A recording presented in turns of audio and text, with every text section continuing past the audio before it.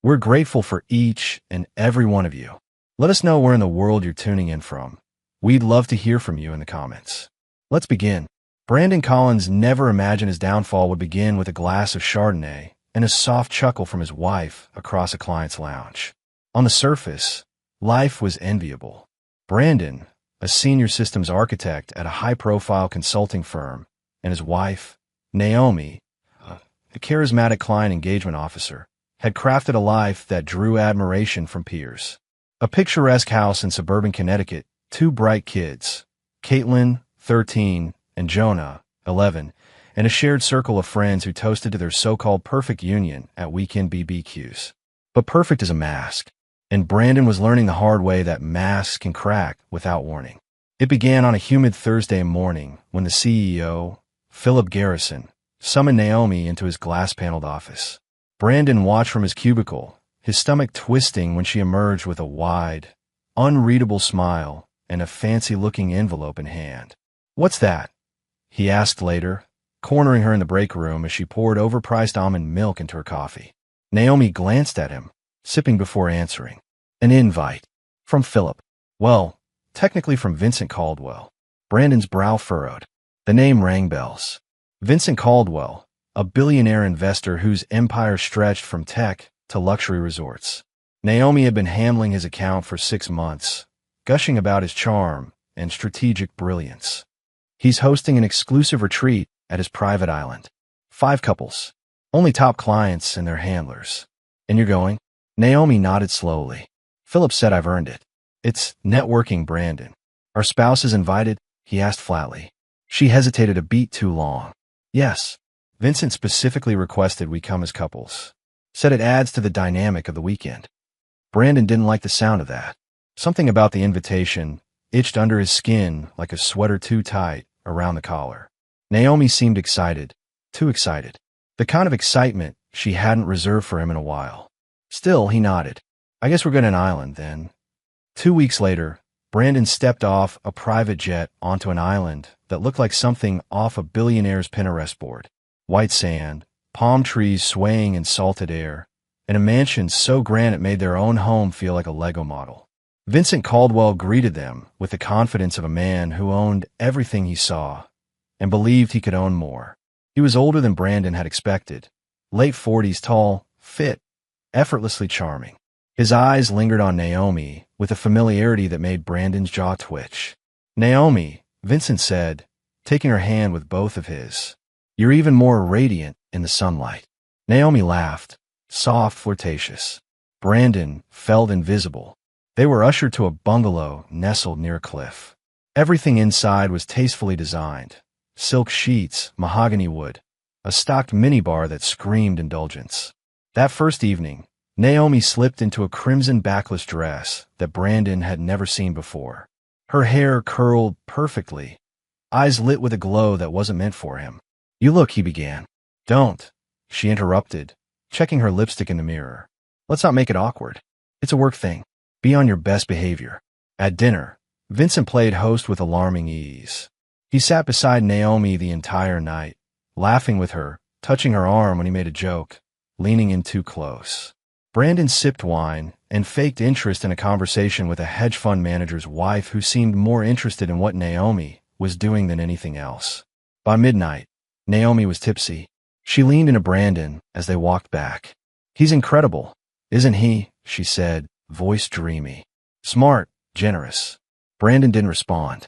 He just stared out at the crashing waves and wondered how the hell he ended up being background noise in his own marriage. The next morning, the real test came. Vincent called for a private chat. Naomi was already by his side. Brandon was led to the study by a man introduced simply as Seth, a security consultant built like a refrigerator, expression blank as stone. Inside, Vincent lounged in a leather chair, a crystal glass in hand. "Brandon," he began. "I'll be direct." Brandon leaned forward warily. "I like your wife," Vincent said. "I like her energy, her presence. I think she's uniquely talented. I like to spend more time with her. Alone. Intimately." Brandon blinked. Vincent didn't flinch. "Before you speak, this isn't an insult. It's a proposal. $200,000. Wired immediately." I get Naomi for the weekend. Just the weekend. No strings after. You go home a richer man. Brandon stared at him. You're joking. No. I'm offering you a chance to secure your children's future. To finally fix that leaky roof Naomi keeps complaining about. To breathe for once instead of clawing at the month's end. And Naomi knows about this? Vincent smiled. She agreed. She said she'd only do it if you agreed to. The door creaked. Naomi stepped in. She looked stunning. And ashamed. Brandon, she whispered. Please listen. Just listen. It's not what it sounds like. It's a transaction. Nothing more. Brandon felt his heart turn to ash. Get out, he said, voice hollow. But, get out. Naomi didn't move. Not until Seth stepped forward, gently guiding her by the arm. Brandon sat there alone, breathing fire, drenched in betrayal. Brandon Collins wasn't a man who broke easily. But that night, on that cursed island, as the love of his life chose another man in exchange for money, he shattered. The next 12 hours were a blur of whiskey, rage, and long, silent walks across manicured beaches that mocked him with their artificial calm. When he finally stumbled back to the bungalow, Naomi's side of the bed was untouched. Her perfume lingered, taunting him. He sat on the edge of the bed, gripping a tumbler of aged bourbon, staring at the wall. Every second that passed was a nail driven deeper into his ego, into the image he had of Naomi, of their marriage, of himself. He whispered, "She's not even sorry." That single thought ignited the first spark of something dangerous inside him. The next morning, Brandon didn't show up for the group brunch. Word had traveled. The other couples exchanged knowing glances as they floated in the pool or wandered the grounds. A few had the audacity to look sympathetic, but none dared approach him. He knew the whispers. Naomi's husband flipped. Vincent made an offer. She didn't say no. By afternoon, Brandon returned to the main house to confront them both, only to find Naomi in Vincent's lap under the veranda canopy. She was laughing at something he'd said, her hand resting on his thigh, skin to skin, shameless. The sight lit Brandon's soul on fire. "I see you've made yourself comfortable," Brandon said, venom lacing his voice. Naomi jumped, startled. Vincent merely smiled. "Brandon," he said smoothly, "still time to take the deal. I'm upping the offer. $250,000. Paid before sundown." Brandon barked a hollow laugh. "You think this is about money now?" "It always is," Vincent replied. Naomi looked at her husband with an expression that was a twisted mix of pity and defiance. "We agreed it would just be for the weekend. You said you'd listen. You didn't even give me that." "I didn't agree to be humiliated like this," Brandon growled. "You sold yourself for a slice of status. For a man who collects people like property." Naomi's eyes flickered. Regret? Shame? Maybe. But she didn't move. And that silence was louder than any apology. That night, Brandon didn't sleep. He wrote one word over and over in his mind. Revenge. But not petty revenge. Not the kind where you scream and break things. He wanted something permanent. When Monday came, he refused to board the private jet with the rest of them. Instead, Brandon bribed one of the island's freight haulers to sneak him onto a supply boat. The journey was long and wet, but he didn't care. He didn't even change out of the same clothes he'd worn the night before. Back in the city, he made one stop, home. The house was empty, his children still at their grandparents'. He walked into the master bedroom, looked around at everything Naomi owned, and began tearing it apart. Dresses, lingerie, jewelry, framed photos from their wedding, her favorite scented lotions, every memory they'd curated together, tossed into the backyard fire pit. When the pit was full, he doused it all with lighter fluid. And as flames consumed her legacy, Brandon stood in silence, drinking from the same bourbon bottle. "No one sells me and walks away," he whispered. The next day, Naomi returned with the kids. The moment she saw the ash heap in the yard, she dropped her suitcase. "My God," she murmured. Brandon emerged from the garage. Calm, sober, controlled. "You sold yourself for $250,000, he said. "Consider this the receipt." Naomi's face crumbled. "There's no money," she whispered. "Vincent," he lied. "After I slept with him, he said the offer was never serious, that it was a test of character. He fired me from the account. Jack said the firm doesn't want me back. I'm blacklisted." Brandon stared at her, unmoved. "So you sold everything and didn't even get paid?" Her voice shook. "I was desperate. For us. For the kids. Don't you dare, he snapped. Don't pretend this was for anyone but yourself. Weeks passed. Tension turned into war. Brandon moved quickly, hired a lawyer, filed for divorce, petitioned for full custody, and most dangerously, he revealed he had audio recordings. Bits of conversation he'd secretly captured before Naomi vanished into Vincent's arms. His lawyer called it moral leverage. Naomi? She called it blackmail. You're framing me like I'm a monster, she cried. Brandon's expression was stone. No, Naomi. I'm just giving the world the version of you showed me. In court, Brandon played the role of heartbroken husband turned devoted father. Naomi looked tired, unstable, with no income, no job, and no solid defense. The court awarded him full custody. Naomi was allowed visitation, but only under supervised conditions. After the hearing, Brandon didn't gloat. He didn't have to. As Naomi walked past him, her lawyer trailing, he whispered, "You gave me the knife. All I did was learn how to use it." She didn't reply. Her eyes were empty, and Brandon knew it wasn't over yet. It was just beginning. Naomi Alvarez, once Naomi Collins, stared at the courtroom's double doors long after they closed behind her ex-husband. Her ears still rang with the sound of the gavel, the judge's stern voice finalizing the custody decision, and the whisper Brandon had left her with. "You gave me the knife. All I did was learn how to use it." She'd been outplayed, and the worst part, she'd handed him every tool. Naomi's world shrunk overnight. Gone was the executive lifestyle, the car with leather seats, the glass office overlooking the skyline, the birthday brunches with clients who toasted to her elegance and charm. Now, she was jobless, disgraced, living in a one-bedroom rental unit with water stains on the ceiling and a front door that stuck when it rained. She took a job at a department store. Stockroom work, night shifts, the kind that leaves your fingers raw and your back aching. Her old friends disappeared like smoke. Even those who once envied her became cold or avoided her entirely. Can't be seen with a woman who traded her marriage for a weekend with a billionaire. She overheard one whisper at a coffee shop. But what truly haunted Naomi wasn't the gossip. It was Caitlin. Her daughter had stopped responding to texts. Calls rang endlessly. When Naomi left voicemails, she didn't know if they were even heard. She once tried to show up at Jonah's soccer game. Brandon spotted her across the field, then leaned down and whispered something to Jonah. Her son didn't even wave. He looked away. Naomi's heart cracked that day, but not enough to break her. Not yet. Back at the apartment, Naomi cracked open another bottle of cheap wine, letting the sharpness coat her tongue like punishment. One mistake. That's all it took. She played it in her mind over and over. The moment Vincent made the offer, the hesitation in Brandon's eyes, the lie she told herself that it would all blow over, that they'd recover. But some lines, once crossed, aren't just invisible. They're burned into the earth. One rainy Tuesday, Naomi made a call.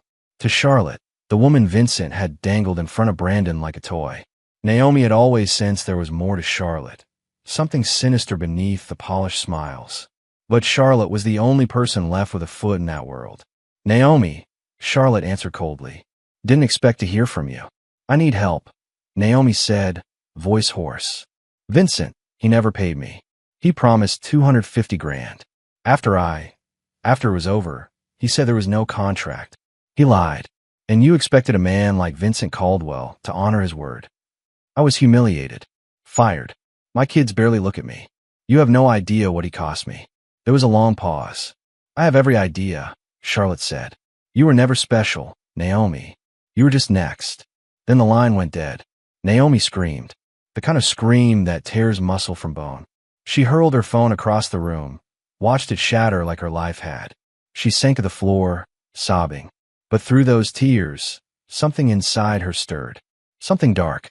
Something new. The next day, Naomi didn't go to work. She opened her laptop and began building a digital file. Every email, every calendar invite from the firm's system she'd saved. Voicemails, texts, even the ones from Vincent. She remembered the NDA she signed at the beginning of the project. But Vincent had sent messages outside official channels. Suggestive ones. Ones that could be read the wrong way. Or the right way, if packaged properly. She drafted timeline, then a formal complaint, then another. To the state board, to the firm's ethics division, to journalists who loved fallen idols and power-abusing moguls. Naomi hit send. She didn't want money anymore. She wanted ruin. Meanwhile, Brandon thrived, or so it seemed. He moved into a bigger house. His consulting firm took off, thanks to hush money from the old company, which feared public lawsuits. He hired a private tutor for Caitlin and Jonah, told the mom was sick, unstable, unpredictable. The kids didn't ask questions. But behind closed doors, Brandon wasn't sleeping. He replayed the moment he punched Vincent in the face almost every night. And the way Naomi had looked when she left court, shattered, but not defeated. She was going to do something. He felt it. And he was right. 2 weeks later, headlines broke. Billionaire accused of offering cash for sexual favors from client representative during corporate retreat. Vincent Caldwell under fire after internal messages leak. Ethics violations mount. Former employee claims she was blacklisted after refusing ongoing advances. The story exploded. Naomi didn't include her name in the leaks. But people guessed. Her photo appeared in tabloids. Some mocked her. Others called her brave. Vincent was summoned for hearings. The firm issued a cold statement distancing themselves. Philip Garrison resigned a month later. Brandon read the news while sipping espresso in his glass kitchen. He couldn't stop the smirk from forming. She was fighting back. He admired her for it, but he wasn't going to let her win. The headline spread faster than wildfire. Brandon knew the second he saw Vincent's name trend that Naomi was behind it. She had finally hit back, smart, quiet, and targeted. And for once, it actually impressed him. But admiration didn't mean forgiveness, especially not after what she cost him. Vincent was done. His investors backed off. He stepped down as CEO of 2 companies. Naomi's silence during the media storm gave her an air of dignity. She didn't chase cameras. She didn't make TikToks or blog posts. She just let the story do its damage. But there was a problem. Naomi didn't get her life back. No one rehired her. She was still jobless, still alone. Because in the real world, exposing power doesn't always redeem you. Sometimes it brands you. Brandon saw her one afternoon by chance. She was at the grocery store in a cashier uniform, head low, hands trembling slightly as she bagged someone else's kale and eggs. She didn't see him. He didn't speak. But when he went home that night, he couldn't stop thinking about her. Not out of love, out of curiosity. What does a person look like when they've lost everything, but still keep going? Meanwhile, Caitlin had changed. She was quieter, colder, snappier with Jonah. Brandon noticed the way she looked at him, like she was searching for something she didn't like in his face. Then one night, she asked, "Dad, did you show Mom's video to anyone?" Brandon froze. She found out. He'd once shown it to a friend in a drunken rage. Maybe that friend shared it. He denied it. "I would never do that. That video was private." "Who told you that?" Caitlin just stared at him, then walked away. The next week, he got served papers. Naomi was suing him this time for defamation and illegal distribution of a private recording. Brandon laughed when he read it.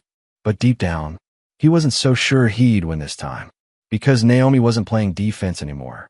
She was finally playing offense. The court summons hit harder than Brandon expected.